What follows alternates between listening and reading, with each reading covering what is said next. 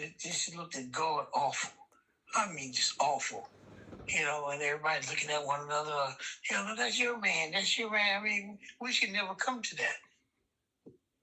We're the Lakers, man. We should be out there putting sweat and tears out on that court like we've always been, man. We're a top-notch organization. It's unacceptable. It's really unacceptable.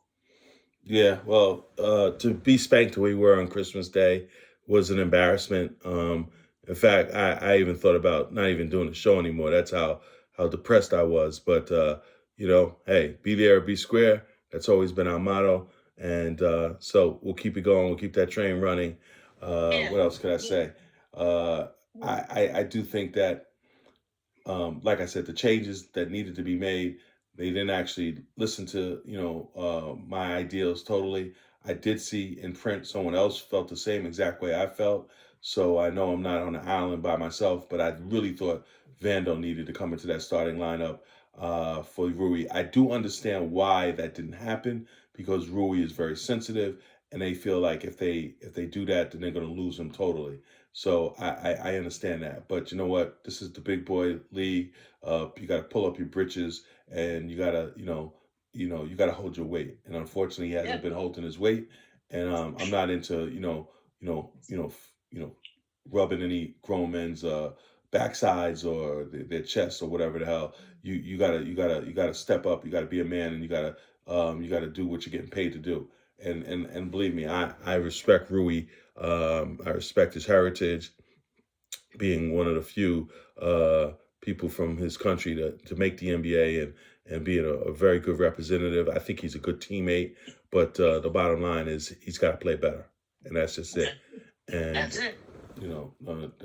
that's the bottom line. So that being said, let's talk about.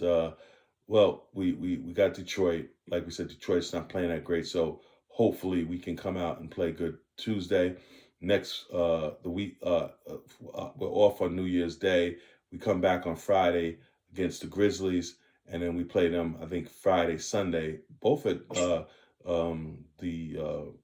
Crypto.com arena, which I thought was kind of odd in the schedule. But hey, that's the way they have it, and that's the way it's got to be. Yeah. What else? So, other than that, I don't know. I think it was really kind of depressing. But let's go over the scores and go from there. So the Warriors lose to the Raptors, and everybody talks about the Lakers, but there's a lot of teams that have been very disappointing, and the Warriors have to be one of them. So 141 to 127, the Warriors lose to the Raptors, and that's in overtime. So wow, I didn't even realize that. So the Sixers also lose to the Thunder, 129 to 104. The Grizzlies 112, the Wizards 116. So, like I said, we got the Grizzlies coming up soon, and they just lost to probably the worst team in the NBA. The Trailblazers, who are up and down like a merry-go-round, they beat the Celtics 114 to 108, and the Clippers, like you said, spanked the Pistons pretty good 112 to 99, and of course our game, the Lakers 125 to 101, and it was the first time all season that the Lakers won all four quarters. So that was something that obviously JJ Redick had put out there, and then Jake LaRavia also had stated that as well. So interesting that they, kind of noticed that, and interesting that that was the first time that happened all season. So moving right along, we'll go to the standings, and like we said, I know you're a bit high on the Detroit Pistons. I don't know if I think they're 24-9 now. I believe this is not updated, but either 24-8 or 24-9. They're still ahead of the East, number one. Then you got the Knicks, who have played very well of late. Tremendous comeback on Christmas Day. They're 22-9. The Celtics 19-12. Although I think, like I said, if this is not updated, then I think the Celtics lost, so it'll be 13. Toronto 19-14. Orlando in the fifth spot, and then Sixers holding that sixth spot at 16-14.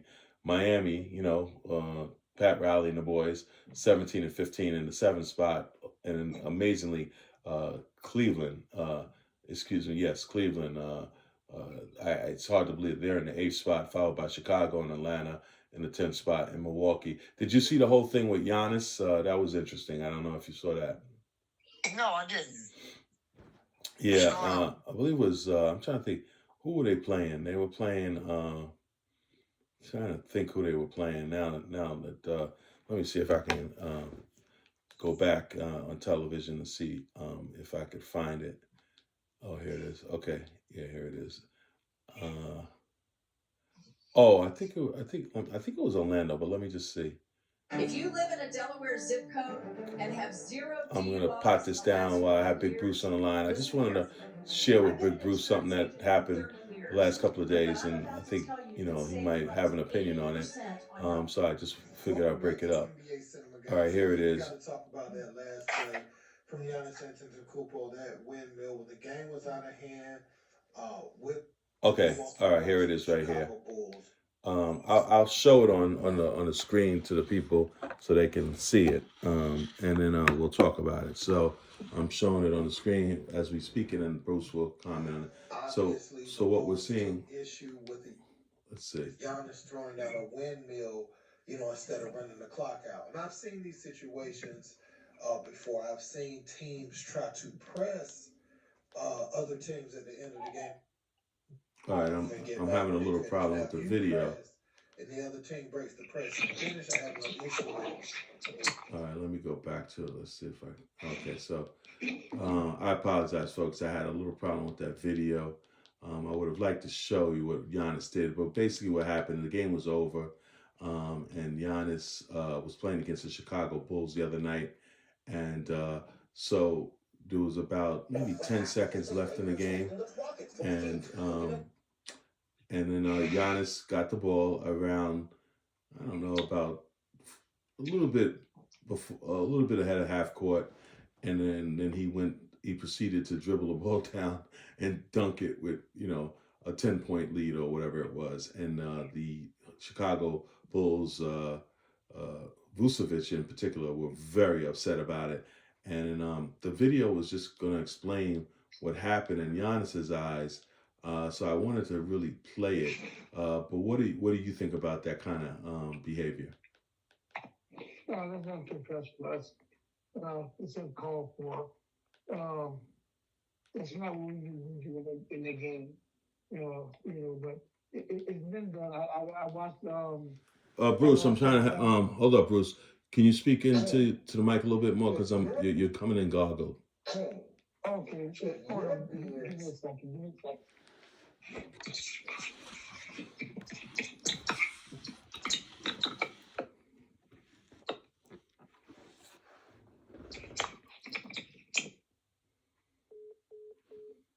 All right, so we lost Big Bruce. He'll give us a call back. But I was just trying to find out what he felt about the whole Giannis Chicago Bulls situation, where Giannis decides to do a windmill dunk with leading by 10 point. Here's Big Bruce again. Big Bruce, can you hear me? Yeah, brother. I'm sorry about that. That's this new device I got here. It's kind of been fading on me. Can you hear me well now? Yeah, loud and clear. So Yeah. what you were saying that you didn't like what Giannis did is what No, I didn't think that was cool. I didn't think that was cool. You have 10-point lead. What do you need to go on and do that for? I mean, it's not a game of points at this moment. So I mean, what are you doing that for? It's unprofessional. I saw it done before. I watched Zion Williams do a windmill dunk on the team. They were beat very handily one time, and it caused a lot of ruckus. It's not the game doesn't call for stuff like that, and I really no, I'm not a big fan of that. Okay, now let me see if this is fake news or not. I have a picture of Giannis. Just bear with me. Listen to the audio. I know you can't see it, but let's see what he has to say. We're 11 days. Are we 11 days or 12? 11. Yeah, just gotta keep finding our identity, and if that's to get a little bit of scrappy at the end, so be it. We're not the champs. Why should we have like play the clock out and have respect and fair play? Like we fight for our life right now. This is real talk. I've been 13 years in the league. If we keep on losing, brother, this probably half of the team not gonna be here. We're not gonna make the playoffs. Like I really don't care. Okay, so there you have it. Giannis, not in his best English, but he basically is saying that his team is on life support, and that we should play the clock out. We're fighting for our lives right now, and that's why he took the ball and went the length of the court and dunked it. And so, does that change anything? Any sentiment you have, Big Bruce? No, not at all. You already winning by 10. I don't see the point. He did it because that's what he wanted to do. It had nothing to do with life support, death sentence, and nothing else in the sort. So, you can take that, and he could have kept that down his throat. I don't agree with that at all. So you think that was just lip service by Giannis? Like you said, wanted to do what the hell he wanted to do. And he just wanted to rub it in, and he almost caused a brawl. But I guess that's what happens sometimes. Yeah, exactly. Personally, you're going to find them for everything else. You ought to find them for stuff like that can cause a major issue, like you just said, a brawl. You ought to find them for something like that and make it won't happen again. The only problem with that, Big Bruce, is that it's sort of like an unwritten rule. He didn't really break any rules. He probably broke like the man code, if there is such a thing to say, in a basketball game or any athletic event. So it would be hard for the league to really be justified in doing something like that. But when we had these meetings, we always looking for different things to curb and to correct and to come into play with every year. Why don't you mention that? I mean, like you said, that can cause something. It can cause some harm. It can cause players to get into a brawl, and now players get hurt. They get into a fight, and it can cause some of your major players not able to play. Okay, so I mean, if we're going to keep the game safe and do the right thing by the game, let's do what we got to do. I mean, it's nothing wrong with having a conversation. I mean, that can happen. Like you said, that can almost cause a brawl. And that can be detrimental to the team, to the game. Yeah, well, I'm not commissioner. I'm not at these things, but I'm just looking at some logics, some time, and if it's going to cause some bodily harm, why not fix it? Well, but Bruce, I can't say you're totally wrong. I just, know sometimes it's hard to put things into effect and easier said than done, so to speak. I think that's the proper way I would like to, kind of say it. But yeah, I had to mention that because it seemed to be a big deal at the time. I saw it that night, and so we talk Lakers here, but this is a NBA basketball show, so when certain issues come up, nothing wrong with kind of seeing where we feel or how we feel about a particular subject, and so I'm glad that you chimed in on that. Let me see. I was going over the standings. Let me go back to that, and we'll go through that. Where are we at? ESPN. Let's see, standings. All right. Let's see. Let me put the glasses on. That might help. Some interesting. I see your New Orleans Saints are red hot, man. You can't stop them now, but they didn't. Hey, man, this new quarterback we got, man, he's playing within the system. Kellen Moore is putting a nice game plan around the young man. And they're playing. When I tell you, we're playing with guys that actually can get a job at Walmart. That's how deep down we are when it comes down to players. We don't have a lot of players, man, but I like this because now you start to see how your depth chart can start looking once your stars come back.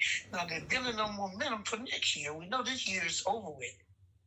But we're building on some momentum for 2026. And they actually found out they're deeper than they thought they was. I mean, we got guys who just come off the shopping cart. You know what I'm saying to you? It's been fielding and doing very nicely. I'm talking from inside out, from offensive line to the skill position guys. So I've been proud of it these last 4 or 5 weeks. Well, let me ask you this question. This did come to mind. If uh, Tyler Shook, I believe is his name, the quarterback rookie who's played very well, let's be honest. If he was this good, why did they let the other gentleman start for 4 or 5 games? Is that just Kellen Moore being an ass or trying to ease him in slowly? Was there a method to that madness? I think the method to that was he wasn't ready. He wasn't ready then. But I've been hearing about the guy, Louis, the good Louis Riddick, who's I think one of the best NFL analysts around.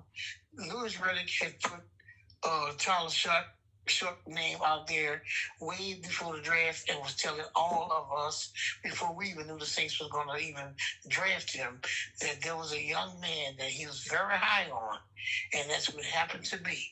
He just wasn't ready at the time that they was playing Rattler, and I think they just gave Rattler a chance to keep the job. It was his job to win and job to keep. So in fairness, I think that's what they were doing, giving him a chance and let him see what he was going to do. So around the time he was doing this, Chuck Muscle was getting better and better in practice, and they decided to go in on and try him because Rattler started stinking and not playing as well, and now Tyler don't want to give it back. So I think that's what that was, man. All right. Well, I just want to get it from the horse's mouth because that did kind of strike me as a little strange. But hey, if it looks like a duck and it quacks like a duck, it's a duck, not a mongoose. So back to the standings. You have in the I believe we'll switch over to the Western Conference. OKC, well, already 5 wins, so I would assume that most people will stop talking about this 79 and 10 or 79 and what was it? No, wait. 72 and 10? 72 and 10, correct. That's not going to happen. So I'm glad that that talk is over. This whole dynasty thing. So we'll see what happens. Will they go back and repeat? That remains to be seen. But they're at 27-5 now, followed by San Antonio, which to me, they're not as good as their record says they are. But that's not what Bill Parcells said. He said you are what your record says you are. So I'll defer to him. The Nuggets are 22-9. They've lost a few. The one thing I have noticed is that a lot of teams have lost. Had these peaks and valleys. So the Lakers are not the only team to go through a bad stretch. So for all the people now killing the Lakers and really trying to throw them underneath the bus, typical Laker hatred out there. And the Lakers at 20-10 and then in a 4th spot ahead of Houston, who whipped us the other night. So then you have Houston followed by Minnesota, and Minnesota lost to the Brooklyn Nets the other night. So of all teams, Minnesota have been playing much better, but to go and lose to the Brooklyn Nets, that's not saying much either. So, there are peaks and valleys, and even if I, be a little disrespectful to you, the New Orleans Pelicans won 5 games in a row. So a lot of teams can actually get on rolls, and, you get them at a certain time, and all of a sudden you got your hands full. So, I just, like I said, I've seen a lot of that. Now, I certainly wasn't happy with what the Lakers did. I did think that, maybe Austin Reeves, the whole big three, it might be better. What's that? When they stagger the 3 of them a little bit better, and one of them coming off the bench might help that or facilitate that. But that's not an issue now because Austin Reeves is gone for the foreseeable future. So Phoenix in the 7th spot, followed by Golden State. Golden State only, and once again, Golden State, a team that was predicted to be a playoff team, only 500 at 16-16. Memphis got off to a horrible start, and they're 15-17, and then Portland in that 10th spot, the last play-in spot. The one team that's a little interesting is the Utah Jazz, 12-19. But the thing about them, that management is going to probably do everything they can to trade Lauri Markkanen or somebody like that, because they want that draft choice. And since Utah is not ready to compete with Markkanen on the team, you would think that he's the type of guy that they might want to get rid of. And then Dallas, 12-21, Clippers 10-21, Sacramento, who we beat tonight, 8-24, and New Orleans, like I said, even with a 5-game win streak, is only 8-25. So there you have it. That is the NBA standings. Anything else you want to go over before we call it a night, Big Bruce? No, I'm good, man. Thank you for helping me catch up, man, because I've been out of town enjoying family love and fun. So I'm back now, and we're going to see where we go, and let's get ready for Tuesday night. Be there or be square. All right. There you have it, folks. Big Bruce back in the mix, and we're glad to have him. And we will see Bruce on Tuesday. And, that's Tuesday. No, New Year's Eve is Wednesday. And then, and New Year's Day is Thursday. Oh, but the football games start this week, right? When is the first, the big college football game? Aren't they starting this week? I believe so. Yeah, so that should be interesting. We'll probably talk a little bit about that as well. So, Big Bruce, we'll talk to you down the road, and God bless you, and good night to you. Same to you, my brother. Good night. All right, there you have Big Bruce, and yes, that was interesting. We hadn't talked to Big Bruce in a few days, and nice to have him on board again. And once again, this is the Purple and Gold Report. We're going to like, share, and follow your boy at Damon Hargrove on Facebook, at Sports Guru, aka DH Grove, the Purple and Gold Report on the what's that called? The YouTube channel. And we're gonna now give this to just about every group that we can. And like before, we used to do this live. It wasn't working out with Facebook, so now we're gonna I guess tape it and then distribute it that way. So let's see if we can find my man. I was gonna do the full game highlights, but you know what? It's getting late, and I'm gonna probably cut that short. Let's see if I can find my man. And here he is, the great Bill Withers, A Lovely Day. So let's start it from the beginning. 5, 4, 3, 2, 1. Well, we're going to sign off this time, folks. I'm DH Groove, the Purple and Gold Report. We'll see you Tuesday. Be there or be square. Thank you. Have a good night. Lakers win big.